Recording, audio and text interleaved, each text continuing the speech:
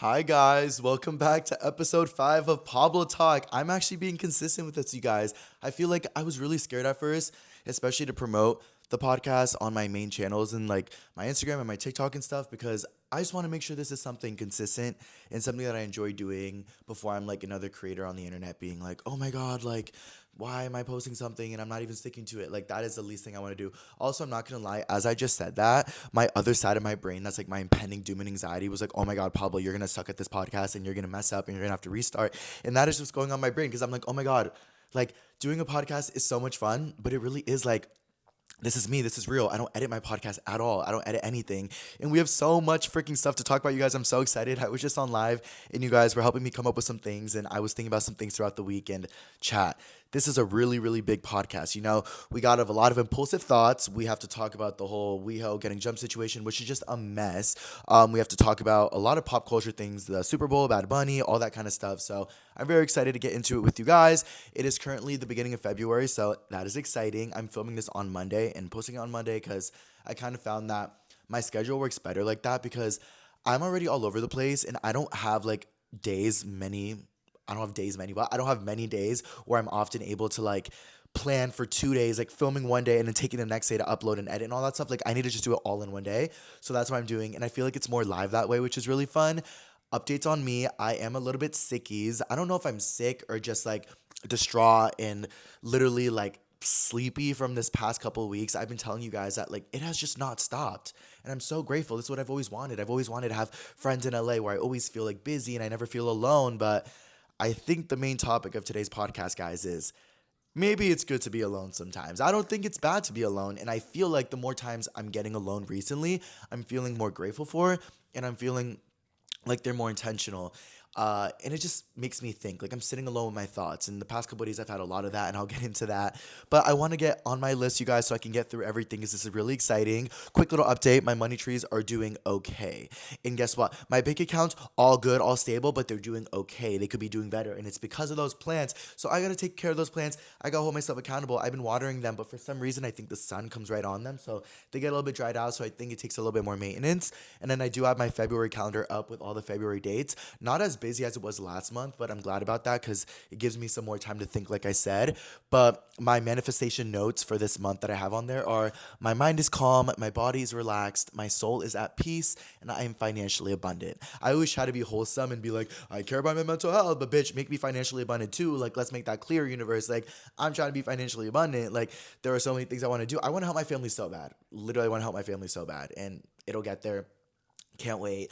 Growing up, I used to always be like, I'm doing this all for myself, but what's the point of doing it for yourself if you can't share the fruits of your labels? All my labels, labors. Pablo, you're talking. You're not getting to the list. Okay, I'm going to get to the list. One, okay, so impulsive thoughts, you guys. I've had a lot of impulsive thoughts. I would say this past week that led me to kind of like a weird place of depression. I'm not going to lie. Like, okay, guys, growing up, I had so much free time because I was always alone. My family was working, my siblings were in their sports, they were older than me, and I resorted to social media as kind of my escape from everything.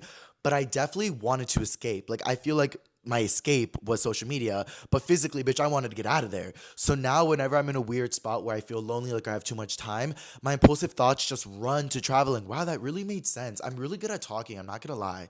Like at first when I was saying that, I'm like, my body's just kind of telling me to talk right now. And like that makes a lot of sense to me. Like that is why I have trouble staying in one spot because my current day of escape is traveling because I'm an adult and I have adult money and I'm able to do it. And that's what I always wanted to do younger. So whenever I find myself here and I have nothing on the agenda, I'm like, oh, I think it's time to spend $2,000 on an Airbnb and a flight to Hawaii. Because why? Because that makes most sense. That makes most sense. And maybe I'll make a video and tag Rapman Rock and he'll invite me to go see his fucking chickens. Like, why does my brain run there when I'm depressed? Like, Pablo, like, go make a matcha. Like, go on a walk. Like, go to the gym. Like, I don't know. So traveling like really got on my head this week. I was texting Oscar like, Oscar, do you want to go to Colombia? Like, I'm thinking about going to Colombia. He's like, when? I'm like, next week. He's like, sure.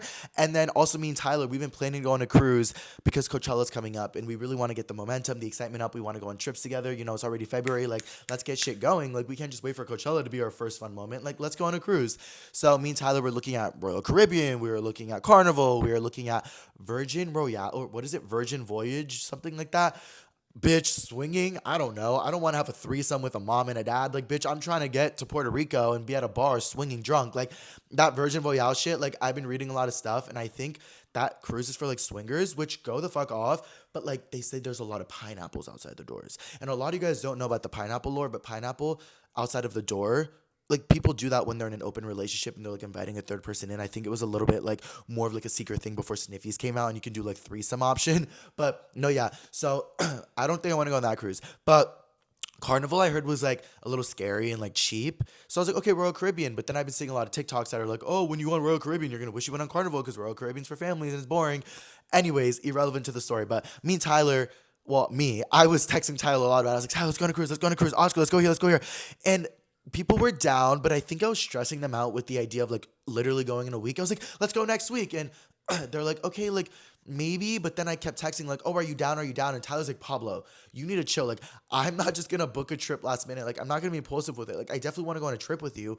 But like, like, we'll do it with time. We'll try to plan it, all this and that. And like logically, that makes most sense. But my impulsive thoughts were like, no, we need to go. And then here I am being like, okay, Tyler, like, I'll just go by myself. Like being a little, not salty at him, but just salty like at Oscar and Tyler for not wanting to drop everything. So when I had that moment, I looked in the mirror and I was like, you know what? I think I need to chill. I think I need to relax because I think I'm at a place where I'm doing things impulsively and I'm trying to save my money, trying to get a new car, trying to get a new apartment and everything. So let's just chill in LA. Let's just do that vibes. So that is what I've been doing for the past couple of days. I've been taking advantage of all of like LA's perfect moments. It's been really sunny this week, which I was really happy about. And that brings us into the beach day, guys. I somehow convinced Stei to go to the beach with me and Drew. Drew will always go, but Stei hates the beach. Stei hates anything nature. Stei will complain the whole day. But I wanted to bring him to the Malibu Sandhills. Sorry, guys. I'm sicky, sorry. I literally told me on the live, or I told you guys on the live, I'm like, if I cough on the live, is that gross? Like, I'm so sorry, guys. They're like, no, Pablo, like, you don't edit it. It's real. Let me take a sip of my hydro. One sec. Okay. So somehow convinced I, and he's like, Pablo, look, I just got my hair done. Like he literally had just gotten it done by Mitch, his friend. And he's like, I don't want to go. It's going to be hot. And I was like, bitch, it'll be sunset. We'll take fire pictures. Like, me and Sai have been making jokes recently because he is like, oh my God, my picture got 10,000 likes. My picture got 10,000 likes because that's like a good amount of likes for him. And I was like, bitch, we need to get you like that one solid picture that's going to get you like 30,000 likes because, bitch, like, like, I know I'm good at photography and I love when my friends also do social media content creation because I just want to help. And I was like, bitch, like we should take pictures. And it took some convincing, but he's like, okay, fine, like we'll do it as long as it's not hot. I was like, yeah, I have AC in my car. Bitch, tell me why the one day my AC did not want to work. We took an hour and a half drive to Malibu, Stei in the front, Drew in the back. Stei was pissed. I was like, bitch, it's so fucking hot. Bitch, turn on the AC. Why doesn't your AC work? Oh my God, like complaining the whole time. Bitch, I get it. He just put like a $700 wig in. At the same time, though, I was like, bitch, shut up. Look at the view. Like, enjoy it. He's like, there's no service, my phone. I'm like, bitch, that's the reason why we're in nature, bitch. Look outside. And he kind of did. He kind of tore it. And I'm happy he did. But yeah, that was like a long drive. And the only reason why I say that that's so like monumental in my week probably is because it's the first time that I shut my impulsive thoughts up and didn't just book a flight to Hawaii. Like, I relaxed and I went to the beach with my friends and it felt just as nice. And it got me more of a mentality where I was like, wow, LA's so beautiful. Like, there's so many places that I need to be exploring whenever I feel down or whenever I feel like I want to get out. Because, bitch, I moved to LA to be happy. I moved to LA to do all my dreams, to be in nature, to work out my body, everything. And I do that every day. But I don't know why I get so sad or anxious when I'm doing what I moved here to do. It's like my brain always wants to keep going and keep going, do better and bigger. And sometimes probably just stay put. It'll work out, So that beach day was really good. We went on a long drive there. We went through the mountains of California, which is so beautiful. It always makes me feel so grateful to live here. It makes me feel like I'm so lucky to live here. And I'm going to tell you guys kind of a little bit later about my birth of my identity in LA and everything like that. And how I feel like that shape shifted me. But yeah, like it kind of brought me back to the roots of why I moved to LA, not for this or that, but just because it's such a beautiful place where anything is possible. So I kind of felt that day. And then Stei posted the pictures we took and they were so good. Bitch, you got like 30,000 likes. The picture blew up. And I was like, see, this is what LA is about. It's about just going out with your friends, having fun, fulfilling passions, being creative, seeing the reward of that, and then going home, showering, gardening, watching TV. Like, that's fun. That's a vibe. So, and then JT even commented on his picture. Like, I posted my pictures. They did super well. Like, we made vlogs. Like, it was so fun. Such a good day. So I think that brought me into, like, a good mindset for the week and, like, kind of, like, shifted like my perspective a little bit. But the AC, bitch, I still need to get a new car. Like I need to get a new car because that AC for this summer, that'll not be happening. I will be fucked by that. And that is why I'm saving money. And that is why I'm so pissed about what happened the other day. 10 out of 10 transition right there. Guys, everyone comment W for that transition because it's about to get there. I need to save money. Why am I pissed off? Because the other day I was at the gym and my sister calls me and we're talking about life. I'm updating her about Paris Hilton. I'm updating her about my friends, everything like that. And I tell her that my phone's being a little bit weird, yada, yada. She goes, Pablo, oh my gosh, did you know that on TikTok, on social media, people with older iPhones, their videos are coming out poor quality compared to the people who just got the new phones, and it's like affecting engagement probably. And I was like, oh my God, that would make sense because sometimes when I switch between the two phones I had at the time, now I have three, mind you, but the two phones and my iPad quality would change. I'm like, okay, yeah. And I'm thinking about how Coachella's coming up. I want to travel a lot. I've had my phone for almost 2 years. Maybe I could get an upgrade. It was the iPhone 15. I was like, maybe I'll get the iPhone 17. She's like, yeah, Pablo, you should do it because earlier today I went to AT&T to go pay something off. And they told me there was a $0 deal where you could get the brand new iPhone if you traded in your old phone and you could get a new phone for free. And I was like, oh my God, like I kind of want that. I was like, are you sure it's for free? She's like, yeah. I was like, Vale, like tell me for real, did you pay anything? Because bitch, don't lie to me. My sister's always like fabricating some story. I was like, be honest, like, am I going to be able to go in there and walk out with a $0 phone? She's like, okay, well, you have to pay taxes. I paid $61 in taxes. And then I pay $5 a month additionally on my monthly bill. But since my other phone is gone, it's just the $5 for the new phone, which is cheaper than the old phone was because, you know, the deal. And I was like, okay, wait, that kind of sounds like a deal. I kind of want to invest in myself. You know, I wasn't even paying anything. It was just more of like a mental investment. And I had a busy night that night. That was a night, a lot of chaos happened, but I had a busy night that night. So I was like, you know what, maybe I'll just take care of myself, go to agency after the gym and go get one. She's like, yeah, like it doesn't hurt going in. So I was like, okay, you know what, cool. So after the gym, I go, I'm ready. I'm like, you know what, I'm about to get a new phone. I get my ID, I get everything I need. I'm like, you know what, I'll do it. I'll maximum be ready to pay like $200 if I need to pay anything. Like, I don't know what I would need to pay, but like, just in case, you know, $200 for a brand new phone, like, I'll do it. But keep in mind, I'm saving money. I'm grateful to be in a position where I'm making money, but bitch, I need to be saving money. My expenses are a lot. So, you know, I need to be smart with my money. Well, yes, I'm not just, sorry, I burped. I'm not just buying a phone because I want it. I'm buying a phone because I need it. And, you know, I technically didn't need it, but it was an improvement to my, whatever. So I walk in. Immediately, somebody takes care of me, which was T, because usually in agency, you kind of have to wait a little bit. It was like 2 p.m. on a Friday, so I was like, oh gosh, like it could get a little messy tonight. No, it wasn't. You know, well, the night it did, but not during the day. So I was like, I walk in, she takes me, she's like, hi, what's up? I was like, hi, like I heard about the $0 deal. Like I wanted to do that. I was wondering if I could do that. She's like, yeah, like what are you looking to do? I was like, I'm just looking to replace this phone for the new iPhone 17. She's like, okay, cool. Like that'd be really cool. What kind of phone do you want? And I said, I want the iPhone 17 Max. She said, okay, well, you currently have the iPhone 15. You have used 220 gigabytes out of 250. And in order for us to do this process, we need to have your old phone traded in. So we need to wipe out your old phone to give you your new phone. And we'd recommend moving all the stuff over to that phone. But it's going to take a while. So it could take a couple hours to get it done. But you want to do that. Or you can just buy the phone outright, then do all that kind of stuff. And I was like, no, I want to get it for free. You know, I want it for free. So, okay, well, let's start backing it up. So she starts backing it up, and it seems like it's going fast at first. And I'm thinking, okay, I have dance class tonight, guys. Yes, I'm going back to dance. I'm excited. I used to be a dancer. I stopped for a year. I'm going back. I went back for the first time. It was T. But I knew I had a dance class later I was going to go to. So I was like, you know what? I'll see, like, we'll start backing it up. If anything happens, I'll leave. She backs it up. She's like, what phone do you want? Tell her, iPhone 15 or iPhone 17 Pro Max. She's like, okay, let me see if we have any availabilities. Ooh, we actually have to wait 12 minutes, or it was like 8 to 12 minutes for the safe to open because we can only check the safe every so often to see if we have the phone that you need. And I was like, okay. She's like, yeah, but we can pay for the taxes right now. Like the taxes my sister I talked about. I was like, oh, no, well, I'd want to wait to pay until I see if you guys have the phone I want. She's like, oh, okay, but you know, like there's a lot of customers, so I'd recommend paying it now, and then we can check. Like we should have it. I was like, but what if you don't have it? She's like, oh, then we can order it to your house. No, I don't want to do that. I want it now. She's like, no, I'll wait 12 minutes. She's like, okay. So we're kind of waiting there awkwardly. She's like, okay, well, we'll wait for the thing to back up. We'll see what happens. I'm like, okay. 12 minutes goes by. She's like, what color do you want?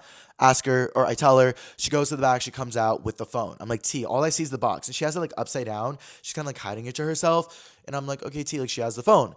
I'm like, okay, like what's the vibe? Like, what do I do now? She's like, okay, so basically you can turn in this phone that you have now. You can get $1,100 for it. And the new phone is $1,300. So all you have to do is pay $200. And I said, okay, do I pay the $200 now or later? She said, well, we can do it into monthly plans, so your monthly bill would only go up $5. And I said, oh, that's steep, $5 a month, like that's fine. And she's like, yeah, and this phone will be off, so you will get that phone off of it, so it'll be cheaper than your old bill. Bitch, so I get a new phone for free and a cheaper bill. I'm like, yeah, I want that. I need that bad. And I pay like kind of a lot for AT&T. It's like $130. So I'm like, I could use some change off of it. So I'm like, yeah, like I want to do that. Like, let's do that. She's like, okay, cool, cool. Like, let's get it done. She's like, can you sign this so we can put it in your monthly bill? I'm like, yeah, like I'll do it. Perfect. $5 a month. That's perfectly fine. Then she's like, okay, well, let's look into your account. Da da da da. Ooh, you actually haven't paid off your old phone, so we would actually need to pay off that before you could get your new phone. So after I signed, okay, cool. How much is that? $300. 300. I have to pay that now? Yes. What if I don't pay it now? You don't get the phone for free. Oh, amazing, amazing. And then the bill, instead of $5, goes up to like something else, a big amount. So I'm like, oh, perfect. Fuck my life. Bitch, tell me why I could get a new phone with like nothing, but I can't get a new car? Like, I'm sure, like, bitch, how did I just get a phone like that? Like, bitch, I thought credit, like, I didn't even get credit check. They just told me $5 a month. How do you know I'm gonna pay it? Like, right? Like, I'm like, wait, what? So I'm like annoyed. I'm like, bro, like I would have liked to know I had to do that before I just signed it. And she's like, yeah, well, you have to. And like, guys, keep in mind, I have the money to do it, but I'm trying to save money. I'm not trying to spend $300 on a new phone. And I just spent 200. I don't even need a new phone that bad. So hopefully the quality's better. You guys can let me know. Is it bad? Everyone in the chat, is it bad or good? I don't know. So I was kind of annoyed by that. And I was like, okay, well, I mean, if I have no other option, I guess I have to pay it. She's like, yeah. Fuck you, bitch. No, I'm kidding. Well, she was nice, but like, fuck you, bitch. So I pay it, ring, ring. She's like, okay, perfect. Everything's good. Yada, yada. Okay, so, did you want a phone case or did you want anything like that? And I was like, no, I don't really need anything like that. She's like, okay, okay, so let's just see. Let's get the taxes ready. Okay, so all we need you to do to get your phone, and we'll start setting it all up, is to pay $180. I think it was $130 to $180 for the taxes of the phone. Bro, why? Because I'm in California, taxes more? I don't know. But my sister's in Connecticut. It was $60. Now it's $130 to $180 here. I'm like, what? She's like, yeah. I was like, do I have to pay that now? Yeah. Can I put it on the monthly bill? No. Why not? Because you can't. Oh, amazing. Sorry, water break. Oh my God. Sorry, I'm getting really into it.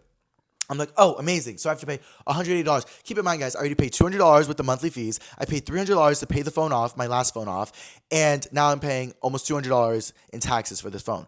So you're telling me I spent $700 on a new phone. Bitch, I didn't even need a new phone. I got scammed. So at that point, money just isn't even real, and I don't even know what's going on. I just know that I paid a bunch of money and I'm about to get a new phone, and I'm excited about that, and all I know is that I'm not fucking up this phone for shit. And I knew that I had plans to go to the club at night, and I'm not gonna bring a new phone with no case. So I was like, you know what, I'm gonna swallow the cost. I have a $100 gift card in my wallet from Christmas or whatever. I can use this. Let me get a phone case. Let me get it. Let me just protect my phone. Let me be an adult. I just put all this money into it. I might as well, right? I might as well. Also, keep in mind, I could have, remember I told you guys that I got $1,100 off the phone and it was $200 remaining? I could have gotten the full amount off if my phone was in perfect condition. My phone literally looks just fine. It has no crack on it or anything. But she said it wasn't in perfect condition, so now I have to spend $200 extra on that monthly thing. But if it was perfect condition, bitch, I literally told her, how is a phone in perfect condition? She's like, oh, well, you buy all the things that you need to like protect it. So then it got in my mind, do I need everything I need to protect this phone right now that I spent $700 on? Like, what am I supposed to do with this phone? So I literally am like, you know what? I'm gonna use this gift card. So I'm like, let me look at your phone cases. You know what? I get up. This girl's smitten. I never said that word. She's happy as fuck. I go to the wall. I just look for a clear phone case, something simple. It's $55 for a clear phone case, but it's MagSafe. Allegedly it helps. I'm not trying to wait for Amazon. Get me the fucking case. So as I'm getting the case, she's in a little drawer doing something. And I'm like, oh, what are you doing? She's like, oh, what kind of screen protector do you want? Do you want no reflective or do you want like privacy screen? And I'm like, oh, I don't want a screen protector. She's like, are you sure we can do it right now and you get lifetime warranty? And I'm like, no, I don't want a screen protector. Are you sure? If you get the both of them, it comes out cheaper. What do you mean? If you get the phone case and the screen protector, it comes out cheaper. Bitch, obviously I'm going to say yes. So I'm like, okay, well, if it's cheaper, like, sure, I can protect my phone. Cool. She's like, perfect. So I sit back down. I have my case. She's gouging in the corner. She comes back with like 3 to 4 boxes. I'm like, what is this all for? So she starts scanning everything. And she's like, yeah, okay, perfect. 50% off. Everything's 50% off. And I said, really? She said, yeah. She's like, so this phone case said at $55, $20 period. Okay, and this screen protector said at $50, $20 period. Now, instead of getting one phone case for $55, I get a phone case and a protector for $50. Yeah, I'm gonna do that. So I'm like, yeah, let's do that. She's like, okay, $50 and then this and then this. Okay, so your total is $99. And I'm like, what? She's like, yeah. And I'm like, wait, why? You said it was $50. She's like, oh yeah, but in order to get the 50% off, you had to get up to 4 things. So I added these 2 things on. I added a pop socket, and I added a wireless phone charger. Why the fuck do I need a wireless phone charger? Oh, so you can wirelessly charge your phone. No shit. But like, I don't want that. I don't need that. I was like, no, no, no, no. I don't want that. I don't need that. Just a screen protector on the phone in case it's good. Okay, perfect, perfect. Okay, let's do that. Let's take these off. Okay. So your total is $130. What? Yeah, $55 plus $55 plus tax. I thought it was 50% off. No, that's only if you got more than 3 things. Oh, so what? She's like, yeah, so now that you got 2 things, they're full price. And I said, huh? She's like, yeah, but if you get 3 things, then you get 30% off. Girl, what? I got a third thing. It ended up being, I think like $68. Bitch, I got 4 things. I got a pop socket. I got the camera protectors. I got the screen protector and a phone case. I got scammed, but somehow I got it all for really cheap. I don't know how that works, but that's what happened. That is what happened. I walked into AT&T just for the gag to work on my life to get a free phone. I walked out $750 something broker probably and defeated. But guess what? I didn't even have time to transfer everything from the phones because I needed to leave because I had dance class and the girl knew that and that's why she said it. So I couldn't even turn in my other phone. So I didn't even get a discount. So I basically paid full price for this phone. And now I have 3 phones. I have 3 phones in my, not joking, 3 phones. Well, I also have like 4 other ones from my past because that's my issue, guys. I've never traded in a phone. I've always just bought new phones. And this time I was like, you know what? I'll be mature. I'll get an iCloud account set up. Like, let's get pictures saved. Like, let's create memories. Like, I don't need all these phones. It's confusing. But no. So I'm figuring it out. I think I bought iCloud. I'm transferring everything as we're speaking. I'll return the phone. I can do it different. Whatever. And they'll give me the credit back. I don't fucking know. But that was the iPhone story, guys. But hopefully this is good quality. I hope so. I'm going to put a lot of effort into my TikToks and my Instagram reels and my pictures and stuff. So it'll pay off. It's a tax write-off. It gets there, you guys. You guys know how Okay. Number 4, you guys. Okay, well, yeah, I guess the next thing that would happen from this is talking about the Friday night that happened that we all know about, that I don't really like to think about, but we all know about. You guys have seen it. So after the AT&T thing, I came home, I showered, and I had planned with Evan, Stei's friend, but he's also my friend, but I met him through Stei. I had planned with him to go to a dance class because he was like, oh my God, you dance. He saw some of my dancing TikToks. He's like, I really want to go to Playground, which is like the famous studio in LA. I was like, yeah, we could take a beginner class. Like, I got you. Like, let's go together. Like, I haven't been in a while too, so it'd be good to get back into it. So I got ready. We went to that dance class. We got there late because we fucked up the time because we thought it was at 6:30, but it was really at 6. So Evan still wanted to go in. We walked in 30 minutes late. It was so hard to figure out the choreography. It was such a mess, not gonna lie. But we had fun there. I had fun, like, feeling myself. And the instructor was really sweet, and she gave us a free class the next week, so we're gonna go back. If he wants to go back, I don't know, but I'm definitely gonna go back. But after that, guys, we went to WeHo, and that's where shit got really chaotic really fast. So basically, Oscar and Drew came to my house, and we pre-gamed, and we had fun. And then Stei went with Evan and his other 2 friends, Devin and Jackie, and they went to WeHo, and so did we. You know, we were all gonna meet up. So I haven't been to WeHo in a little bit, so I was really, really excited. I kept telling my friends, like, guys, like, I want to go to afters tonight. Like, I'm never the friend that wants to go to afters, but I'm like, I want to go to afters. Like, let's get drunk, let's have fun. Like, you know, we're not streaming tonight, we're not filming, nothing. Like, let's just have fun ourselves. We've been doing a lot. You know, I had the Paris premiere, and then we had some events, and then a lot has been happening. And Sai's been doing YouTube, and we've all been doing a lot. And Oscar's working, and Drew's doing a lot. So we were like, you know, let's have a cool chill night. And we're like, yeah, let's do it. So the beginning of the night was really good. Me and Oscar separated at some point. We were having fun like we used to. Me and Oscar haven't been out alone in a while. Like Drew, like Stei, and all of them were doing their own thing. We were all meeting together, going around clubs. So much fun. And towards the end of the night, towards the end of the night, I wasn't really that drunk. Nobody was really that drunk because we kind of like chilled a little bit, but we were still having a lot of fun. And I was like, guys, let's go to the afters. Let's go to afters. And everyone's like, yeah. So we're walking out of a club. And I'm in the front with Drew and Oscar and maybe some other people that we met at the club. And we're maybe like 50 feet ahead from Stei and Evan and the rest of the crew. Because, you know, sometimes people walk out differently and we're waiting for them to catch up, whatever. So we're in the front. We're laughing. We're having fun, whatever. I start hearing commotion. And I'm like, okay, cool. There's always commotion at WeHo. And I turn back. And I see Stei, like, running, but, like, backwards. Like, kind of like, you know how people, like, fight type shit. But he wasn't, like, fighting, but he was, like, running backwards. And I was like, what is Stei doing? And then I hear Drew, like, popping off at someone. And I'm like, oh my gosh, not right now, not right now. And Oscar didn't know the severity of the situation at all at first. Like, we didn't know what was happening. So he's like, Pablo, like, don't get involved. Like, just tell Drew to come. And I was like, no, no, I know, I'm gonna go. But like, I didn't really think about what was happening. So that's when I walk into this crowd and I see Evan like getting jumped. I just see him get like I joined late, so I don't really think I don't know the full story of, like from what I was told I know, but from what I saw, like I just see Evan getting jumped and I'm like, "Oh my god, why is Evan getting jumped? What's going on? What's going on?" And then I see Stei like yelling at someone, like yada yada, yelling, yelling, yelling, and I'm like, "What is happening?" And then I see Drew yelling. I'm like, "Guys, guys, stop." So my immediate reaction is to go to Drew and Stei because they're in the front. And I'm like, guys, stop, what's happening? What's happening? Evan, like, because Evan, like, he was getting, like, jumped at first, and then he got up and he was, like, walking towards us. Like, Evan, like, at first I was just, like, it was really quick, you guys. So, like, I was just, like, telling everyone to come.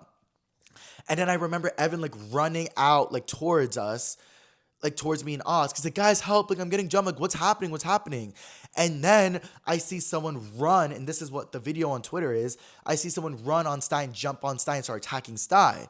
So that's when I'm like, oh my God, no, no. Oh, also, I had seen Stei with his wig off. So I was like, oh my God. So at that point, I knew that Stei had gotten jumped. And I was like, oh my God. So that's when I like get even more upset. And I'm like more like confused with what's happening. And I'm just, because Evan and Drew were out of it at this point, and I'm just focused on Stei, and Stei's away, but then he gets jumped. So you immediately see me like run into the video. And I don't even know, guys, what was happening, like how it happened, but in the video, bitch, tell me why I like look like a ghost. I'm just like walking through everyone and like just like kind of like perfectly gliding in between everyone, and like it looks so weird. But like my only intention from that, guys, was to get Stei off and get it to stop. But when I saw Stei fighting and he was on top, realistically, when I like joined in, I know Stei was saying at one point he got like that he was self-defense, like he was getting attacked and so was Evan. So I know that. But when I'm looking at it, like Stei's on top, he's going off. So I see like the other guy's friend that was, protecting his friend. And he's going to jump on Stei. So then I just have to be like, stop, stop. And he's like, stay out of it, stay out of it. And I'm like, no, guys, stop. Like, stop. Like, I just don't like violence at all. And I don't want Stei to be involved in violence or Evan at all. Like, that is not who I am. That is not who they are. They are not problematic. Like, on the internet, we are crazy or whatever, but they're not problematic like that. Like, I've seen them in real life. So to see them so angry and mad, I knew that they had just gotten disrespected. I knew they just gotten attacked. So low key, like I was trying to get Stei off, but my priority was more so to get the other guy away because I just didn't want it to escalate more. I was like, y'all go get your shit, but don't be crazy, guys. Like, let's go. Like I don't want to I didn't know, I just didn't know what happened. I just knew that Stei was on top, and my priority was just to stop as much as I could and then get Stei off. And that's why it's like, Stei, let's go, let's go. And, he listened to me at first, but I just don't condone any of that shit, at all, guys. I'm gonna be honest. Obviously, I ride for my friends Evan and Stei, and that's why I got there. That's why I pulled everyone apart. And people were like, why didn't you get involved, you guys? Bitch, I'm not gonna fight someone. I'm not gonna punch someone. I'm not gonna do that shit. I didn't see what was going on. I only joined when, realistically, someone jumped on Stei and then Stei's on top of them. And my only priority was to get the other guy off and get Stei off and get out of there. I'm not starting to fight. I didn't even know what was happening,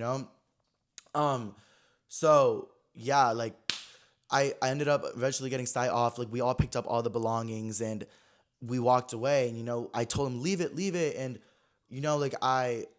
I just it just got too far too fast. And that is what I've been telling them, and they know that. They're like, well, we didn't want that, but we got attacked. And essentially what the story was, allegedly, and I believe my friend's sides, obviously, is that there was this one guy who apparently was known for saying the N-word to specific creators and getting it on video, and it makes the other creators look bad, and it's been an issue in the past. So apparently this guy asked Stei for a picture, and Stei was saying yes because he didn't know. And then Evan was like, no, that's the guy who did this. That's the guy who did that. And then Stei was like, wait, no, I'm not going to take a picture. No. I'm not getting involved with that. Which, I don't know the full story, but I would understand that. If that's where Stei's mind is at, duh, that wouldn't make sense. I don't know if the guy actually says it or not, but that's where Stei's head was at. That makes sense. But then I guess Evan started running his mouth, and Evan even says it now. He's like, bitch, I regret running my mouth. Bitch, I learned my lesson. I was just shit talking just because I didn't know what was going to happen. But then I got my ass whipped, and I get it. I should not have shit talk. I feel bad. And, so it's yeah, but I don't know. I think it just got escalated because of shit talking. And in my perspective, you guys, people can say something to me, I'm going to walk away. I don't really care. I mean, obviously, racist things, obviously, yeah, you're going to defend yourself and get there. But I mean, if people are, calling on me disrespectfully. I've gone bullied throughout high school and college. Like, I feel like we all have, as gays, we all have. So we just need to reunite. We can't be hating on each other. But like, like I'm just gonna walk away. I'm not gonna fight. I'm just gonna get out of there. Like, I don't care that much. But they were in the moment, and that was there. And I was just upset. I just wanted to go to afters and drink, guys. Like, I just wanted to get out and go to the afters. But yeah, so we left, and Stei's hair was off, and all of his belongings were everywhere. And Evan and Stei both lost their diesel bracelets, and Stei lost his lucky necklace. It was just a mess, and they all knew it shouldn't have happened. They understood that it was self-defense, because after Evan was kind of talking shit, because the guy was being a little disrespectful, and then Evan was talking shit back and being like, well, you this, you that. Apparently, Evan called someone a midget. Like, that's crazy. Wait, that's not a right word to say, a short person. I'm so sorry. That's what he said to somebody. I'm like, imagine if I restart the whole podcast now, because no. But yeah, so like Evan was dragging, and then they were dragging, they're going back and forth, and then the guy swung at Evan, and then Stei got involved, they swung at Stei, and then he got involved, and then in the beginning, Evan and Stei were kind of like down, and like, they were kind of like getting attacked and like getting jumped a little bit more. I didn't see that part, but that's what they told me, and I saw some other clips where that was that. But then when it came to me, then that's when Stei was kind of on top, and I was just pulling everyone apart and just trying to get us out of there as fast as I could, because Stei has such a bright future ahead of him, like, and also, guys, realistically, it's not the same if people are just arguing and fighting on the street. Like, Stei does have a following, and like, he does not need to be put in that situation. Like, that's how I feel about it. And I told Evan that, like, no, because like Evan, they were both fight. I was like, we all need to agree, guys. Like, there's too much to lose. Like, let's go. Like, it's not worth it. Those people, even at the end of the day, guys, like, literally tell me why we were on live last night, me, Evan, and Stei, and the two of them joined the live, and they were like, tell Evan we're gonna fight him, like, tell Evan we're gonna get it, like, back, which I understand at the end of the day, guys, like, the fight culture is like, bitch, you fought me, I'm gonna fight you back, like, I get it, but realistically, like, I just hope, and they said they moved on, and they were being chill about it, and like, not being like, oh, they're chill, like, at the end of the day, everyone was fighting, like, that wasn't okay at all, but, they were kind of like, okay, like, we'll move on, like, we were drunk, like, we fucked with you guys, da da da da da, so hopefully it was just a big misunderstanding, and I'm hoping for that, and, I just want my friends, Stei and Evan, to be good and everything. And, I hope the other people are okay as well, because, bitch, like, there's no need to hurt people because of words. It's, like, not that serious, So, yeah, that was a lore, you guys. And I just want to say one more time, I understand I'm not the friend to get involved and start fighting, and that might come off as a bad friend to some of you guys. But, no, I will always be there. I could have walked away. I would never do that. But I got in it to get my friend off. I wasn't there to fight the other guy and make them worse. I was there to get my friend home safe, and, get those guys like away, and so they could also get home safe. Like, that's where I was at, and that's where I will always be. Like, I low-key feel a lot of like anxiety about that situation, because I don't like that. I do not like that at all. I don't want to heighten my anxiety levels ever. I already have enough anxiety, and I'm sure we all do, and I'm sure everyone felt anxiety, and it being on the internet, guys, like, it has like 3 million views on Twitter. I get it. Haha. But at the end of the day, it's fighting. It's, like, it's haha, but it's when you know the people and it's real shit, it's not haha. And a lot of bad things have happened to WeHo before, where things get really dangerous really fast. And there's no need to fight. Gays, can we please align? Gays, can we not fight anymore? Like, everyone, please. Literally me saying that, but then, like, I still hate, like, the people that fucked on my ex. All right, no, I'm kidding. I don't even care that much. But I'm saying, like, you know what I mean? I'm like, guys, we need to all support each other. Pablo, maybe speak for yourself. But yeah, so that was a lore about that. Stei's okay. Evan's okay. I'm hoping, everyone's able to move on. Everyone's okay on that situation. I do not condone fighting. Stei, in the videos, he was eating it up. Everyone was like, Stei, here's your baddie's chain. So Stei, you tore, like, and I'm sure everyone could say, like, Stei fought. Like, Stei can fight. And, now he knows that, and he doesn't have to do it again. And we can all be chill chat. So, yeah, tell me why literally on the live yesterday, the guy was like, okay, fine, we can move on. But low-key, like, already half of LA knows about this and wants to fight Evan. And I was like, okay, well, this is time where we call the team and we let them know. Like, imagine me on live, like, gentle parenting. Like, fights happen in real life. Bitches are not on live being like, wait, can we please move on? Like, I'm sorry, guys. Like, can I be the middle person right now? But, like, I was like, guys, can we please move on? Like, call the team. And they were laughing at it. So I think they thought it was funny. The situation is not funny. Hopefully we can all move on. Cheers. Praisals. Let's all have fun, you guys. 2026 is a good year. Nobody needs to fight. Nobody needs to fuck up anything for anybody. Okay, but that is the getting jumped lore, you guys. Also, I did not get hit at all. I was not involved at all. There was a video of another friend of mine getting hit. Unfortunately, that was not me. I was not involved at all. I was just pulling people off of each other. So I did not get hit. Everyone's like, Pablo, you pissed me off. Like, you got hit, or whatever, like this and that. No, I do not get involved in that. Bitch, you would know if I got hit. That was not me. So Yeah, anyways, that was the WeHo lore, and we're never gonna talk about it again. We're just gonna move on from it, and just everyone can live their best lives, and we can keep having fun. And who knows the future, what we'll get good things out of, just chilling and taking a chill pill and not just jumping into an argument like that. But anyways, okay. So next, you guys, yeah. So I kind of want to talk about my thoughts about that in the future, which I kind of already did. But yeah, it wasn't the best situation. I definitely don't like that. I've expressed to them that I don't like that, and like hopefully we can not have that happen. And they know that like they don't want that to happen either. So yeah, and I feel like it did just kind of put me into a place this week where I just really wanted to focus on myself. Also, I still love my friends. I'm still always gonna be there. Like we went to a party yesterday for Don Julio watch party. Like we had so much fun. But I think we all want to be more intentional with what we do with all my friend groups. Like with my friend with Stei and Evan and Drew and Oscar, like we all want to be more intentional. We want to hang out more wholesomely. Like we don't want to always go out. Stei moved here. Realistically, I was kind of getting over WeHo. I think I've talked about that a lot. But Stei got here. He loved it. It was exciting. I love to see people excited. It's always fun to go to WeHo with new people. But I think they also are chill off that. And I think we are as well. We want to try out some new dive bars. Go to more events. Just focus on our content more. And I'm really happy about that. And, also my other friend groups. I also have Tyler, and me and Tyler have talked a lot about that and just being more intentional with ourselves. And Tyler's taught me a lot about that because he's older than me, and I feel like I need to call him tomorrow and just talk to him about this and hear all of his advice on it. Because the other day I did ask for some advice on something, you guys, because it's like really stupid. It's not that big of a deal, but here I am bringing it up. I didn't think I was gonna bring it up. It's not even on here, but I'll bring it up because I feel like it is a common thing that happens in LA with friendships, and it's normal. But I have a couple of different friend groups, and every friend group is for a different reason, and that is a big reason why I love my friends, because we all serve different purposes, and that doesn't even come to say like, oh, I use you for that. No, it's just like we all fill each other up in different ways. We also have a full cup, but we're filling each other in different ways, which leads to better conversations, interactions with people. And one of my friend groups includes a lot of actors, which I'm obsessed with. And growing up, which we'll get into in a little bit, I'm going to talk about my coming out story, guys. I know, crazy. A lot of people ask about it, and I feel like that's a big thing about myself I want to talk about on the podcast. But yeah, so wait, what was I literally just talking about, guys? Oh yeah, okay. So a lot of my friends are actors, and one of my best friends, Indy, you guys might know her. She's in that group as well. And the other day something happened where I felt like really left out, and I felt sad and I felt alone, and I'm just talking about it because I wonder what you guys think about it. And I feel like this is a common trope that happens in friendships in LA, but basically we are all actors and we all submit for different things. When I first moved to LA, I was always on Backstage and Central Casting, which were acting networks that you would pay like $100 a year for, and you'd be able to apply to different acting jobs and stuff. And I did get some acting jobs. I got some music video roles like for Tate McRae and Nicki Minaj, which I'll get into maybe next podcast about my music video lore. You guys really want to know that. But yeah, I'd always submit myself on these acting things because, I really wanted to get cast, and I thought that'd be really cool. And that was my main priority when I first moved to LA. But then social media became my priority, and I kind of realized like, okay, like, I can be on a commercial and have like 100,000 people see it, a little thing, nobody really follows me, or I can post a video and get 1 million views and take that more seriously and make my own money. And that became my extreme priority for the past couple of years. But everyone still knows I'm a theater kid. Everyone still knows I'm talented. All right.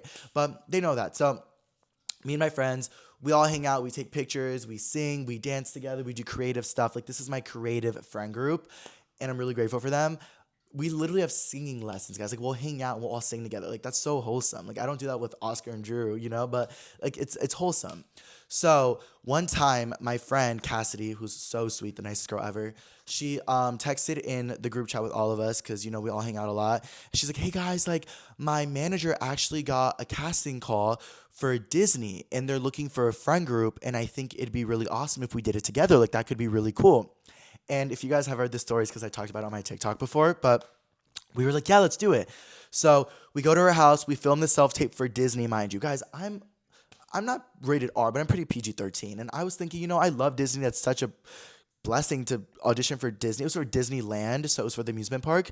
But I was thinking in my head, like, am I really fit for Disneyland? Like, I'm kind of raunchy. Like, like I don't really know like where I'm at. Like, am I brand safe or not? Like, all my friends are very brand safe. Like, they don't really post crazy things on social media. They're all very low key. So I was like, am I right for this? But I'm in love with my friends. Like, I'm the only one who really like does social media. So I was like, you know what? Like, let's do it. Do the self tape. We're like, cross our fingers, let's see what happens.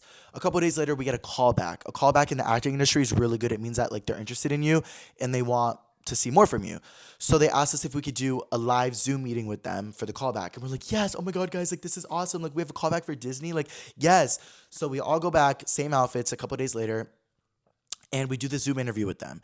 And we had a really good time, like a really fun interview with these two people that were the casting directors for Disneyland. They were white, no hate, but I'm very Latino looking. And I was like, I don't know what's going on here. But, we did the interview or whatever, and it was good. They're like, okay, we'll let you guys know. We're very interested. We'll let you guys know. We're like, yes, perfect. 2 days later, my friend Cass texts in the group chat, and she's like, guys, we got it. They said we got it. Yay, we got it. Like, we were all going to get paid like $3,000 each to be on set for like 2 days at Disneyland, get to go on rides, get a free hotel, everything like that. We're like, this is a dream. Like, oh my God, we're all able to do it together. Like, this is so much fun. Yes, yes, yes. Guess what? I'm so excited. But there's a part of me that's nervous, and I'm like, I don't really know if this is what I think it is, or I don't really feel too good about this. But I'm like, you know what? I'm excited. I tell my mom everything. 2 hours later, I get a call from my friends, two of the friends in the group. They're like, hi, Pablo, what's up? I'm like, hey, oh my God, so exciting. They're like, yeah, we actually have something to tell you. And I was like, what? They're like, they said that they're interested in booking us, but that they can't book you. And I said, wait. They booked all of you guys except for me? And he said, yeah. That hurt a lot. I was like, ouch. And he said, yeah, but I don't know why. It could be because of anything, but we're so sorry, Pablo. Like, I'm so sorry. This sucks so bad. I just try to be a good friend because I am a good friend, yes. And I was like, you know what? It's fine. I'm really happy for you guys. It's okay. I'm okay. They're like, okay, Pablo, like, we're so sorry. We're like, yeah, it's okay, guys. Bye, guys. Hang up. I was so sad for like 2 days. I'm not going to lie. Like, I was like, oh my God, it's because of my mustache. It's because I'm too Latino. It's because my social media presence. It's because I was too loud. I don't know. I was blaming everything for why I couldn't do this commercial with my friends. And I was upset about it, but I never expressed it with my friends because I wasn't upset with them ever. No, I was just disappointed in myself, I guess. I don't know. So that situation passed by. They did the Disney commercial. Amazing. They got paid their money. They had the experience. Amazing. And, we moved on. But since then, I think it became like this awkward, unspoken thing of like, is Pablo upset about it? Like, not upset. Like, does Pablo still want to do this? Like, because I think as I made a TikTok talking about the situation. I didn't say the brand because I didn't want to jeopardize my friend's opportunity, but I made a TikTok about it. Paris Hilton commented on it, literally being like, babe, be yourself, it's okay. And I basically was like, guys, I auditioned for Disney, they didn't choose me, they chose all my friends. Like, it sucks, but this is LA, this is how the industry works. I realized that maybe I'm better off on my own social media, like, maybe I'm not good with the group, I don't know. And I think that they were all super supportive about that video. They weren't upset, but I think that could have put some confusion in the air of like if I wanted to continue or not. So throughout the past couple of months, I think that they've all kind of individually done some castings together. Like, whenever Cassidy needs 2 girls, she'll go to the girls. Or when she needs guys, she'll go to the guys. Even one time we did one for Amex credit card. So, she included me as well that one time a couple months ago. So, it was a consistent thing. But I've been so busy. That was before, like, I think I went to, like, Lightning in a Bottle and, like, Stagecoach and, like, the Doja Cat lore. Like, like, so much happened. Sorry, oh my God. So much happened after that. So, wait, let me take a water because I need water. One sec. So much happened after that. So I think that they were also confused if I was busy or not. I get it, guys. I kind of went MIA for a while when I was on that tour with Tyler going around the world. And I'm so grateful for that. But that's realistically what happened. So, yeah, there was some confusion. So basically, the Paris Hilton event the other night, I invited all of them, obviously. We all went. So amazing to see them. I'm so happy. Then that night, they all went home. One of them dropped everyone off home. Cool, whatever.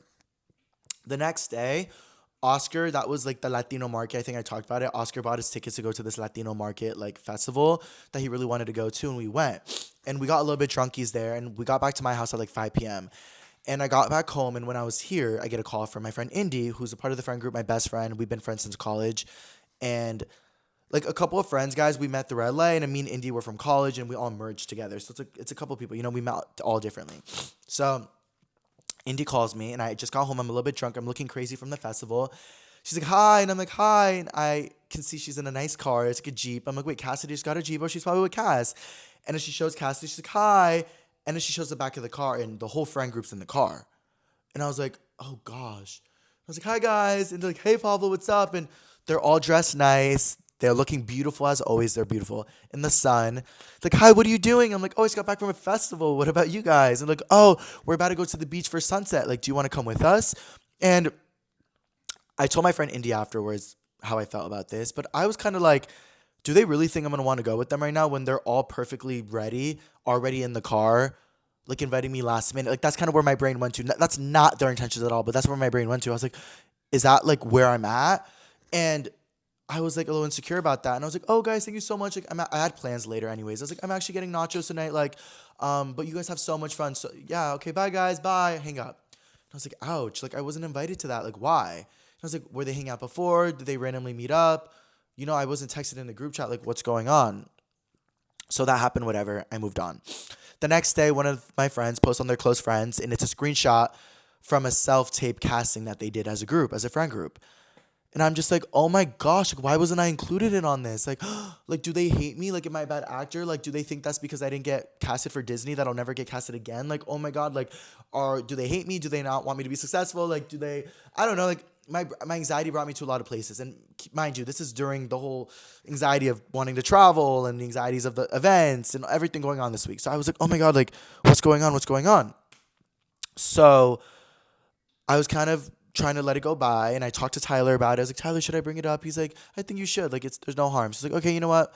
I call Indy, my friend, bring it up to her, and she's like, Paul, I'm so sorry. I get why that would look bad. Basically, Cassidy reached out to us, or Cassidy told us at your event. She's like, guys, I have a casting call. Like, do you guys want to do it tomorrow? And everybody was free, so we planned it last minute, and then we did it really fast, and then we were going to the beach after, and that's why we called you. But yeah, I don't know why she didn't text you about the casting call as well. And I was like, huh? And I was like, do you think she hates me? And she's like, no, no, no. Like, it must be a misunderstanding. I was like, should I bring it up to her? And she's like, yeah, like, do it. Like, it's no harm in that. But I just think that I'm the friend that always over talks. I'm always over explaining, just wanting to work everything out. Like, even in my past relationships, I got into a lot of trouble because I'm an anxious attachment. I'll just talk about everything when sometimes you don't need to talk about everything. And I was like, I don't want to like bring it up to her. Like, like we just became friends like last year. We have such an amazing relationship. Like, I don't want her to think that she has to change anything or be any different at all. And she's like, no, just bring it up. And I was like, you know what? I'll think about it. I'll sleep on it. So a couple days goes on, and I thought about it, and I was like, you know what? I still am feeling a little left out. I'm feeling like, why wasn't I included? Like, I want to know. So I called her. We had an amazing talk. She basically told me that, like, after the Disney thing, she just didn't know where I was at with that. And like after my video, especially more, she didn't know where I was at with that. And she thought I didn't want to do it. And then also I just got so busy, and she felt annoying reaching out to me because there were a couple times she reached out where I wasn't answering, and she just didn't want to be burdened, but that she loves me so much and she really wanted to do it together. But that she was really happy I brought it up because it's been something that she's been thinking about. Like, wait, I don't want to not tell Pablo about these things or make him think that I'm not telling him, but at the same time, I don't even know if he wants to do it. And I told her, I was like, Cassidy, I'm not going to lie. Like, I've been really insecure recently about wanting to get more into acting and feeling like I'm putting all my eggs into social media, and I love it. But I've always wanted to act and get more into it and take classes. And I was a theater kid, and I would love if we can, do it together and have more opportunities where we do together. And I know I didn't get the Disney one, but hopefully you guys still see me fit for other ones. She's like, Pablo, yes, 100%. Like, I'm so sorry. Like, I love you so much. Like, I would never leave you out. Like, you inspire me so much. Like, just such nice things. And it was such a good conversation to have. And she's like, thank you so much for bringing this up to me. I feel like a lot of friends would just wouldn't, and it would build up. And I was like, no, I understand. And that's why I didn't want it to get there, because, bitch, we're new friends, obviously, but we can talk and have a little, not even a debate, because we both agreed with each other. We can talk with friends, guys. It's a life lesson. You can talk with friends and not have it be awkward. Like, you can bring something up that is upsetting or confusing or anxious, bringing up vibes. I don't even know what that means, and it's okay. And that's how I am with all my friends. Like, with Oscar, we can fight and be fine after. With Drew, same thing. With Stei, even Evan, even my new friends, it's important to build a relationship where you guys can feel comfortable and communicate. And I don't even know why I brought up that story, but that is something that happened this week. Like, I felt kind of insecure, like friendship vibes. And then the whole like chaos, sorry, one sec. The whole chaos and everything also just was like, oh my God, like, what am I doing? Like, why am I even here? Like, why am I even in LA? Like, what is going on? How did I even get here? How did I even become the person I am? Like, my priorities are to help my family, my Latino community, just to be a good person. I don't like hate. I don't like violence. I'm like, how did I get here? And then it brought me to the story of how I became who I was. Yeah, high school. Yeah, hiding myself as being gay. But when did I come out? That is when I feel like I entered my new era of life, is when I came out. And I thought about how interesting my coming out story was and how I kind of want to tell you guys about my coming out story before I get into pop culture because it is a big reason why I am who I am today and why I have a lot of anxious attachment styles and why I don't like hate and anger and all that kind of stuff. And yeah, let's get into it. I feel like a lot of you guys should know why Pablo is out of the closet and how he came out. So basically, I'll get maybe one day into the whole trauma of my life or whatever and my whole story of knowing that I was like gay or whatever, or being in that mindset. I don't know. But when I was in high school, I was straight. People probably had ideas that I was gay. People called me gay. I got bullied for being gay, but I was never thinking, looking anything at a guy. I was trying to get the idea out of my head at all costs because there was a family member in my family that got exiled and literally became homeless and literally, I think, died because he was gay.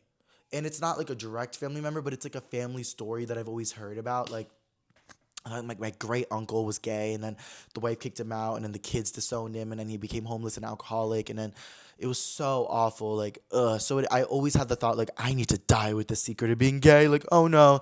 And I had a lot of bad relationship with my mom, especially during high school, and me and my dad were in a confusing spot, and it's a lot of trauma. I will one day get into my trauma of childhood. I don't even know if I really want to. I think that's more for therapy, but maybe one day I'll do it for like the plot is crazy, but maybe to like help other people. I don't know. But yeah, so not a good relationship at all.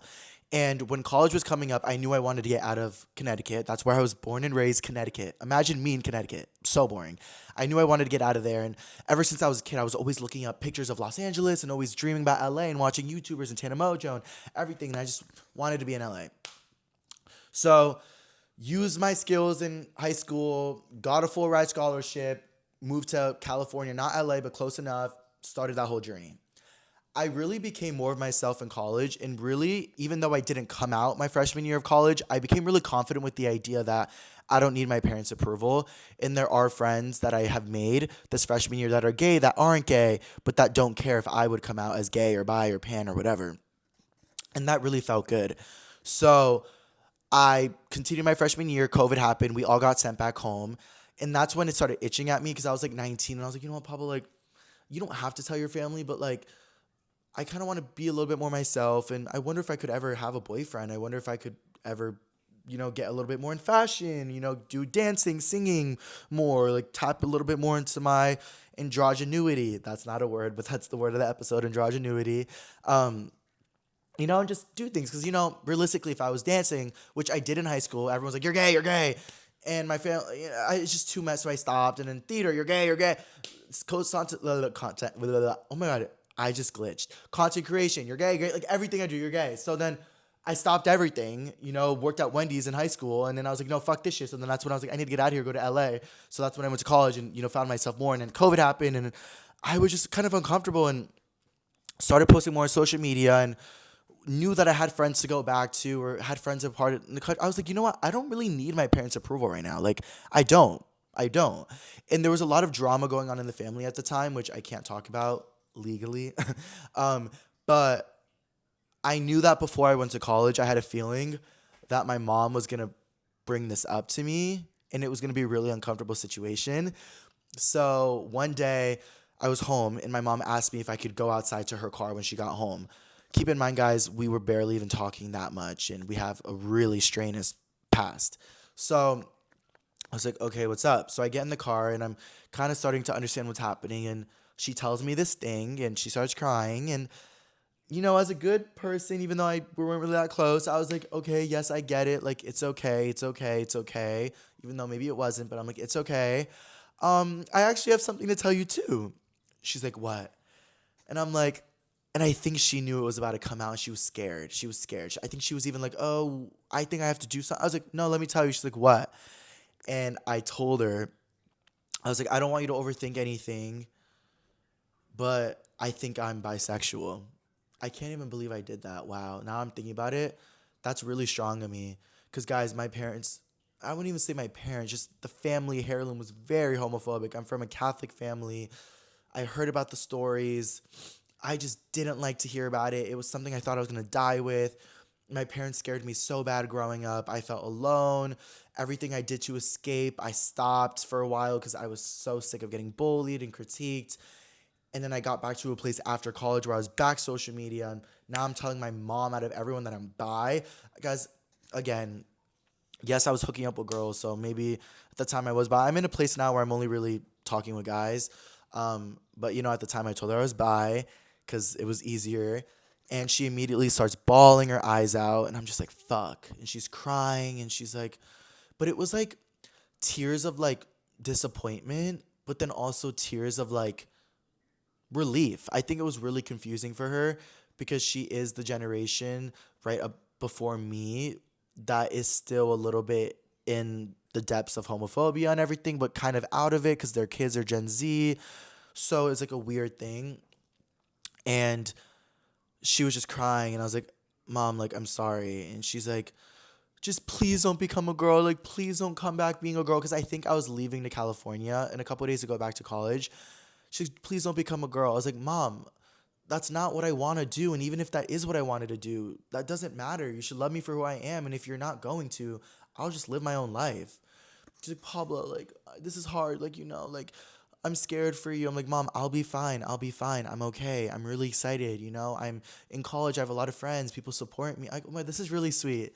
That was a big moment for me. I was like, I'm okay, Mom. Like, like, we're not really getting along that well. And realistically, like, I don't need to get along with you. I've learned to be by myself, and it'd be nice to have you by my side. And it took her a while, but she really did get to a spot where she is more accepting. Although, maybe 2 years ago when I brought my boyfriend from California to Connecticut to meet my family for the first time, she was a little skeptical and mean and wasn't talking to him at all. And granted, my ex did do some bad stuff to me, as we both did. But at the time, it was known that he did bad stuff. So my mom was a little skeptical, which she should be. But she was also giving kind of homophobia vibes and kind of being like, well, you brought a boy home. Why would I be okay with that? So it was a lot. We got back into an argument during that time. But she's better now, and she sees how successful I am with social media, and she sees how many amazing followers I have, and like that they love me and I love y'all, and like she sees that, and I think she understands, like, I think Pablo's okay, and he's making his money, he's doing his career, he's doing a lot of amazing things, and he's a good guy. And I think that they chilled down a little bit. I never told my dad really I was gay, but he definitely knows. Obviously, he knows. I brought a boy home. Yeah, so that's the lore. I even told my mom when I like hooked up with this really big TikToker. I don't know why. I was like, Mom, I hooked up with this TikToker, and like he brought me on the red carpet and like tried kissing me on the carpet in front of the paparazzi. She's like, what? Yeah. So we're at a place now where we can like talk about that, and it gets there. But wow, yeah, that's how I came out. I was 19, and then I've just been myself since. And that's what I'm saying, guys. Like I know it's kind of random, but like that's why I am who I am today, because I took the risk to be myself. I didn't take the risk to fight people. I didn't take the risk to be drama. I didn't take the risk to be confused with myself in bed alone and sad in LA. I didn't take the risk to feel lonely. I didn't take the risk to be insecure about my friends. I took the risk to be secure with myself, secure my future, and to be happy. And that kind of made me emotional these past couple of days, as I've been feeling a lot of anxiety almost, even though I wasn't even drunk this week much. But just like, Pablo, like just please be intentional. Please know your worth.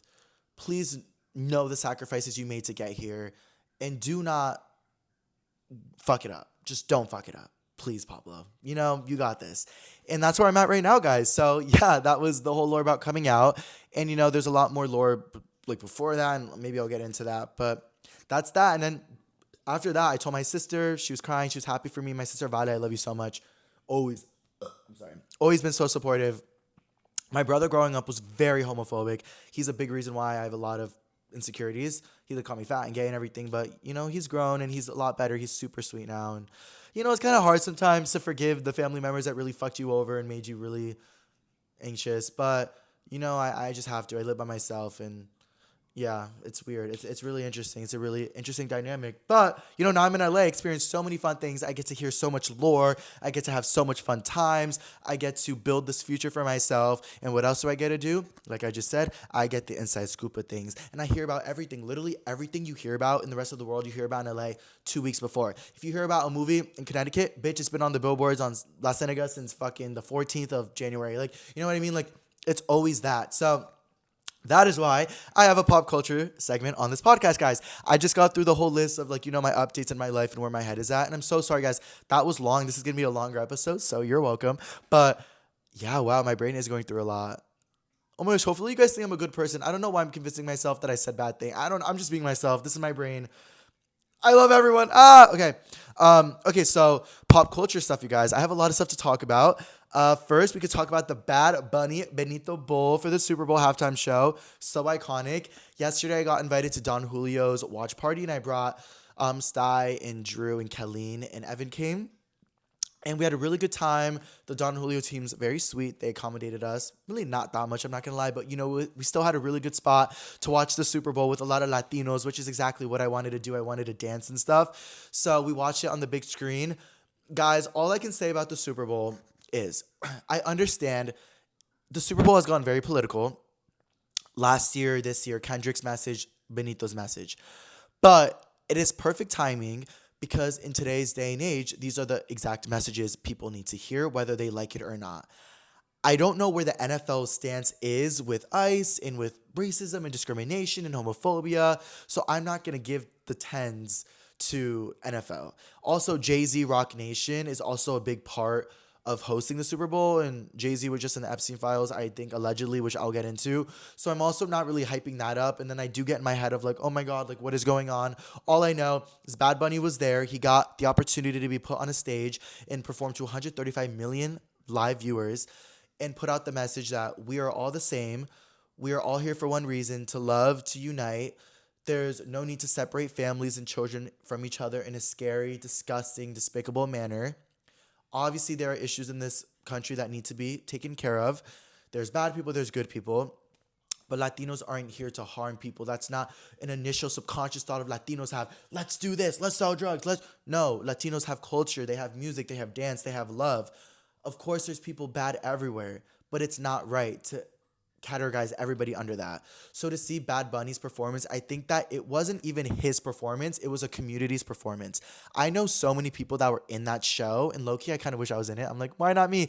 But so many of my friends, some were dancers, some were just actors in it, some were the bushes, the trees. Like, LA is very interesting because you just know everybody, And I know even when my friend's friend is the starting quarterback on the Patriots, it's like, what is going on? But it was a very beautiful cultural moment.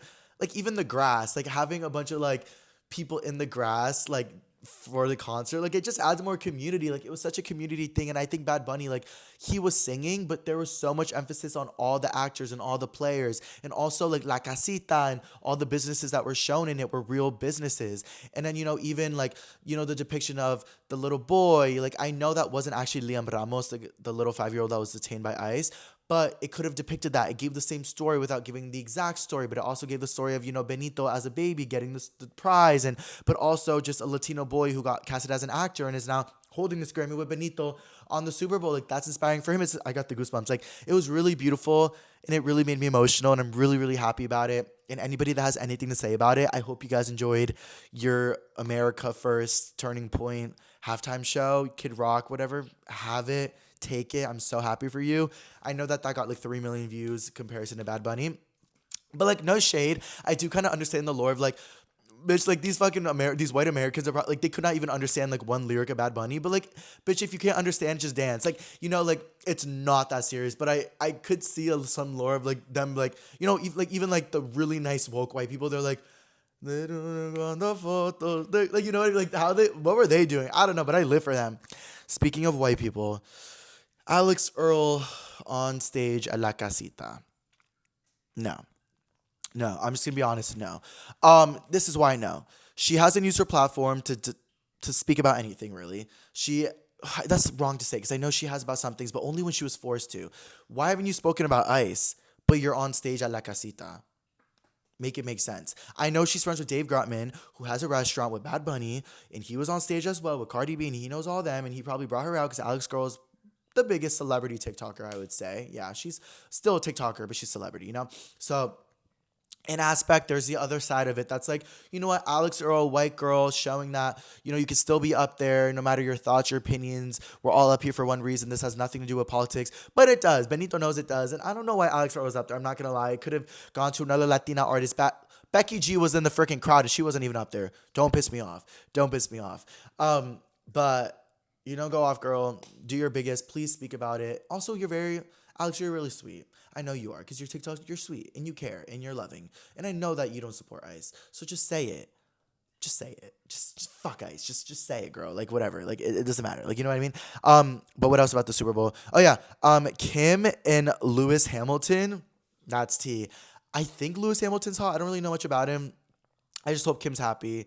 Bitch, it's easy being a billionaire. I was about to say it's so hard being a billionaire. No, it's definitely easy, bitch. You can't necessarily feel bad for a billionaire, but you know, they still have emotions or whatever. But I know she went through a lot with Kanye, and I hope she can figure it out and just be happy again. Everyone deserves to be happy. And yeah, when I saw Kim there, I was like, but she was also like really like glamified up, which I'm like, I get, but I don't like when people are that glamified. Like she had a furry coat and big glasses and a big necklace and like Kim, you're beautiful. And like with Lewis Hamilton, like I feel like he would like her more a little natural, but I'm never gonna tell a girl how to be or what to do. But yeah, I think like I just, you know what I mean, guys? Like I feel like she's covering up a lot of herself. Like she's so pretty. Like I don't know, but yeah, that's the whole lore about that. What else at the Super Bowl? Oh, Kendall Jenner was there. She watched Bad Bunny. I know she was crying. That but she was crying. No, I'm kidding. That's so no. But yeah, Kendall Jenner was there. I hope she had a good time. What else do I have to talk about? Okay, well, more in like I guess like celebrity pop culture vibes. Chappell Rowan, she quit her management. I think she left her management, Wasserman Management, because the guy was in the Epstein files, bro. Bro, what the fuck is going on with these Epstein files? I'm literally disgusted. I'm so confused. I don't know why people aren't thinking about it more. I'm in this mindset where I'm like, okay, this is why AI is popping up and becoming more popular because all these Epstein files and all these videos and stuff are gonna come out, and Trump and the government is gonna want to put it on this AI and distract people because if the people find out, all the celebrities, politicians, and everything, that they're all corrupt, that they're all fucked up, and we've been living in this world that are run by satanic corporate people, then we're not going to trust anything. We're going to lose our society and we're going to fall. That's what's going to happen. If we imagine, if confirmed, we know, and I know, but confirmed, all the presidents, all the Beyonce, all the, or we're literally doing awful things to children. We're doing awful human trafficking, allegedly. Like, imagine how the world would react. We're already kind of reacting, but imagine when we know. That's crazy. So I'm really happy that Chapo did that because she said her management is a reflection of herself. Guys, Shadow is right here. Shkoops, you want to say hi? Shkoops, you want to sit for a little bit?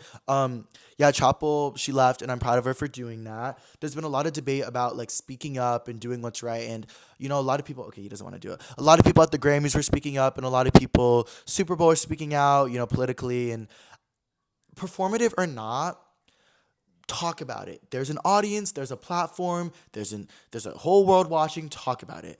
Justin Bieber, Hailey Bieber wearing Ice Out. Okay, maybe that wasn't their idea, but at least they're wearing it and it's getting the message out there. That's how I see it. But I hope they're not performative, and I don't think people are. Like, and with the Epstein files and ICE and every bad thing going on in the world, like I would hope so. But also, guys, don't forget free Palestine, free Congo, free Sudan. Like, I feel like there's so many things in the world people aren't talking about. Free Venezuela, like so many things. Like, but yeah. So yeah, that's that lore with Chapo. Oh, also, guys, there was some tea with Doja Cat. Doja, love you down. I know. Hey, girl. I know we had our beef. But girl, you're just a girl. I know you're just a girl, and people don't understand how it is to be a celebrity and a girl. And that's why when Doja told me, like, I was a little scared about going out after because I thought everybody was just gonna think they could come up. I get it, you know.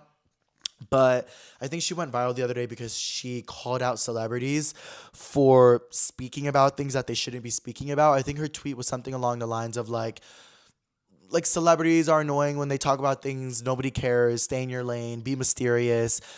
Like, why are you talking about things? Like, stop. Be mysterious. Be mysterious. Be mysterious. And a lot of people took that as a dig towards all the political issues, the climate, ICE, everything. And people were very, very upset with her. I even saw one of my close friends who's a 100% stan of her post on his story like, I can't defend her anymore. I'm like, wait, what is going on? But what I would say to that is Doja never confirmed or said that it was about that. I don't know what she was talking about, but she didn't say that. Maybe it was about the other side of celebrities that are talking about it in a negative way that aren't maybe on our side. Maybe she was doing that. I don't know. But I feel like Doja is one of those artists that will always be controversial. Her words will be misconstrued. She's talented. She's beautiful. Give her that. Like, you know, she's shown signs of being a good person, but she's also shown signs of just being a normal person that has the influx of emotions. So I don't really know about that. I just feel like, you know, if she is upset with celebrities about talking about political issues, I don't think that's okay. I feel like celebrities should have the right to talk about it, and if they want to, they do. But if she meant, you know, about other things that they don't even know what they're talking about, or maybe people that are talking more disgustingly about issues and go off, girl. So that's what that is. But I think it's so easy to just hate on a woman artist. Like like, guys, on Twitter now, like I'm on a little Twitter more now, and like whenever everything is celebrities, I'm like, Sabrina Carpenter, she's so loved, so famous. Ariana Grande, so loved, so famous. Tate McRae, bitch, there's millions of haters for all these pop girlies, like haters, like ugly, fat, disgusting, whore. Like that is not okay. And I'm like, wow, like even in my journey of social media, like you really have to understand, like you can't fall too much into the love and you can't fall too much into the hate. Like you just got to take it with a grain of salt. Be yourself, like love what you're doing, and yeah, it's crazy, So I don't know. And then also on that, I know Amber Rose, she got upset with Ariana Grande and Billie Eilish for speaking about ICE. Girl, shut up, Amber. Don't get me started. Thank God they're speaking about ICE. I know people got mad at Billie too because they were like, oh, Billie's talking about no one's illegal on stolen land, but she has a $12 million property in Beverly Hills that was originally Native American land. No shit, guys. But the reality is that we're all a part of a system that we don't fuck with. We're all a part of a system that is corrupt, where we have land that was stolen from others. The whole U.S. is colonized. We know that. What are we going to do? Bitch, we need to live. We need to exist. That's what happens. But if you could talk about that, at least, I don't think that's a problem. At least bring it up. And, she brought it up. So, girl, I mean, I think Billie Eilish is nice. I don't know too much about her lore. I was never a stan. I like her music. But also, how did Wildflower win this year at the Grammys? Wasn't that an old song? I don't know, but T. All right, what else, guys? Oh my gosh, guys, we're kind of getting towards the end of this podcast. Okay, 7. Yeah. Nancy Guthrie, guys. I'm not sure if Nancy Guthrie is the mom. No, I think the news anchor for the Today Show. Oh my gosh, Shadow is on the table and he's about to knock everything over. Oh my, that was really scary. Yeah, so Savannah Guthrie, she is the TV host for the Today Show, and her mom was literally kidnapped, you guys. So sad. And it's a really confusing case because there's no signs of her. Nobody knows where she went. Her medication was left at home. Her phone was left at home. She just disappeared. So they were under the impression that she was kidnapped. And they've been getting a lot of ransom letters in the mail and through the news. And they found one that was legit, found to be legit, of somebody that actually has her mother, which is not okay. She's 84 years old. So sad. And the ransom, $8.5 million. $8.5 million, and they're going to pay it. But they haven't heard back yet. I think, so basically Susan, I think the daughter and the rest of her family made a video like, guys, we really want her back. We have no leads. If you guys took her, like, please let us know what we need to do. They sent the ransom. They said, okay, we will pay the $8.5 million.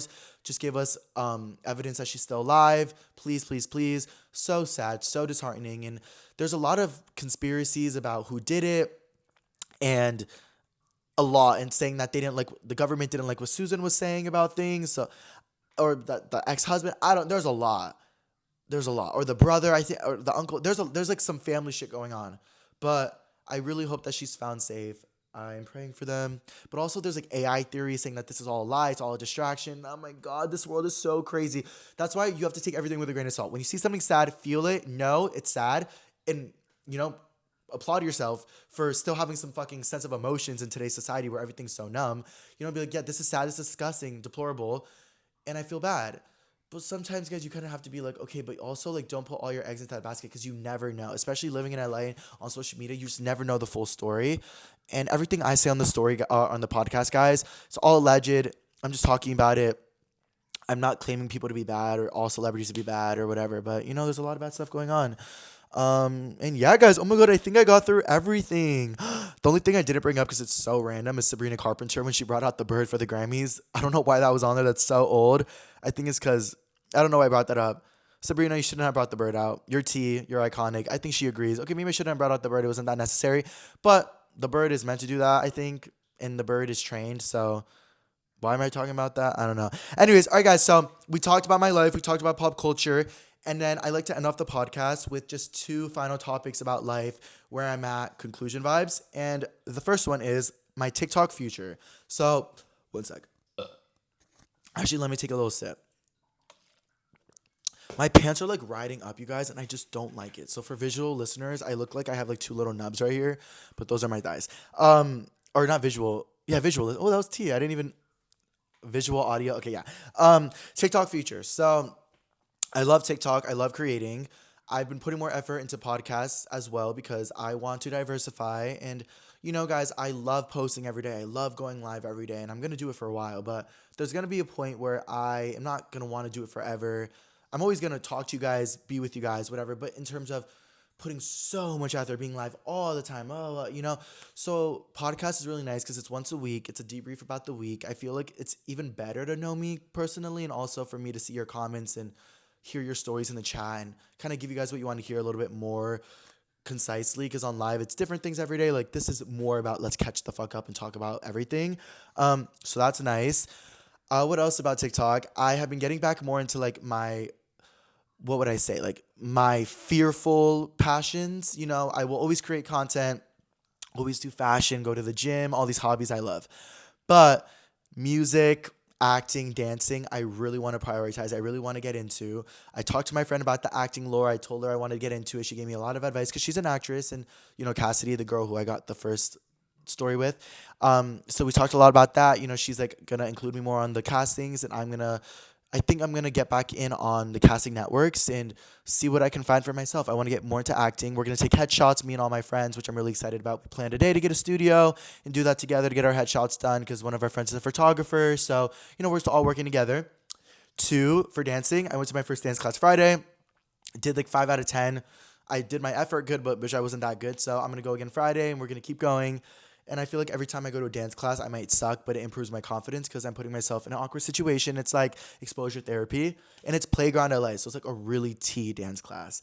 And then music, guys, I texted my producer. It's been on my to-do list for a while. I don't know if you guys remember a couple months ago when I told you guys I wanted to start making music for fun. And I told you guys on another podcast, it's really important to not take yourself so seriously every time, and still take your passion seriously, but it's not that serious. Like, that's how I feel about the podcast. Like, I take it so serious, but it's not that serious. Like, I'm talking for an hour and a half. Hopefully one day I get a lot of views. I would love that. But maybe like 800 people are going to watch this. Hi guys. Hi friends. Comment down below. Don't be fake. Comment. Like the podcast too. But, I take it so serious, but it's really not that serious until it is. And then you're like, all right, that was like my manifestation, So, yeah, and I texted the producer. I told him that I was just really nervous and kind of in my head because I don't know much about music, but we talked that we could just have fun with it and take it slow. So that's fun. So yeah, that's what's going on with that. Podcast is doing well. Thank you guys. I'm getting into singing, acting, music more. Cool. We'll continue my TikToks. Obviously, I love that, and I'm gonna get more into Instagram and. Oh, I've been on Snapchat a lot. I've been posting on Snapchat a lot, and it's been really fun. So that's tea. What else?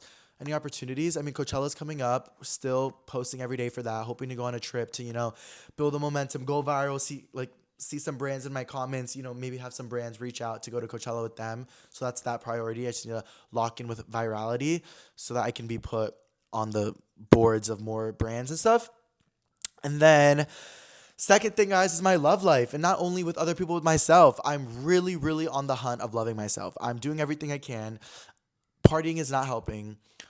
So that is not going to help. I've been prioritizing more. You guys have been seeing me on live, staying in, doing skincare. I did skincare earlier. I've been with Shadow a lot, going to the gym a lot. Even when I'm tired, I'm trying to get myself up and just be productive. So yeah, guys, that is my love life. I've been talking with some people on Tinder and stuff, but I never really continue it because I don't really think I'm fully ready. And a lot of people, guys, tell me why. I met this guy on Tinder, I think, right? And things were going well. He's really cute. And as we were Snapchatting one day, he sent me a Snapchat of him, like a mirror selfie of him shirtless. Tell me why he was wearing my Boy Virgo boxers. Like, he was like I didn't even know. Maybe I should have known. Probably should have known. But he's like a follower of mine. And he literally bought my merch drop in the summer. Like, my Boy Virgo merch drop, the one that happened right before Doja Cat. Like, he bought it. He had it. Like, he didn't even realize that he sent me a picture in the underwear. And I was like, oh, T. And I was like, okay. See, like, my type is, like, Latino twinks. So, like, that's my more specific type. I'm kind of more, I'm into everyone. I've been with a lot of different kind of people. That sounds like a whore. Like, I've experienced many. Oh, that's even more. I have had a fancy for multiple kinds of people, if that makes sense. But with Latino twinks in LA, unfortunately, they know who I am sometimes. So I just got to be okay with that, I guess. And maybe right now I'm not fully, but one day I will. And yeah, lonely vibes are good. Why not? I feel like being lonely is scary sometimes, but within the past couple of weeks since I've been so not lonely, I feel like I'm kind of grateful for the moments when I'm alone and I'm taking it in. Like right now, I'm taking it in. This is me alone. Um, and guys, just please take care of yourselves and please know that I'm not perfect at all. You guys are like, all right, we did not think you were perfect. No, but like, just know that like I'm just talking to be fun and silly. Take everything with a grain of salt. Um, and like, if you're ever feeling down, just go to the gym. Just go to the gym. That's what helps me. That's my thing. Like, and then when like I was telling Oscar earlier, he's like, oh, you're motivating me to go to the gym right now. I was like, bitch, the one good thing about the gym is I will always feel good after. Always. There's not one time I don't feel good after the gym because it's such a good feeling. And that is something I like. And yeah, so just find that thing for you guys that you always feel good after. Thank you guys so, so much for watching today's episode of Pablo Talk. Let me know how you think it went. I think it went really well. I'm really happy with this episode. Everyone make sure to like and comment. And let me know what you guys want to hear about next. So I'll see you guys later. Pablo Talk episode 5 is out. Bye, guys.